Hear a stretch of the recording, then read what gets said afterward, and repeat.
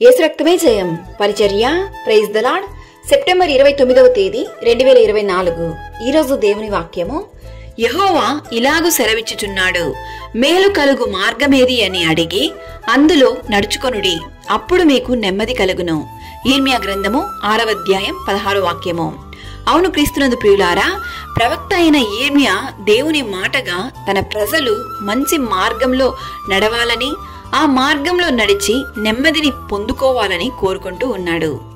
దేవుని వాక్యాన్ని మనం గమనించినట్లయితే, ఇరుకు ద్వారమున ప్రవేశించుడి, నాశనమునకు పోవు ద్వారము విశాలమును, ఇరుకు ద్వారము సంకుచితమై ఉన్నది, అందులో ప్రవేశించువారు కొందరే.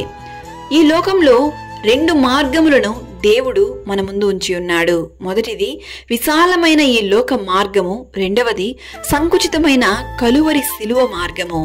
నన్ను వెంబడించువాడు తన సిలువను ఎత్తుకొని నన్ను వెంబడించాలి, తన్ను తాను ఉపేక్షించుకొని నన్ను వెంబడించాలి. ఈ లోక మార్గంలో జీవిస్తున్నటువంటి మన జీవితంలో నెమ్మది సమాధానము ఉండదు. అయితే కలువరి సిలువ మార్గమును వెంబడించి నిత్యరాజ్య వారసులవుటకు ప్రయాసపడుదాం. సకల ఘనత మహిమ ప్రభావములు యేసయ్యకు మాత్రమే కలుగునుగాక. ఆమేన్. God bless you.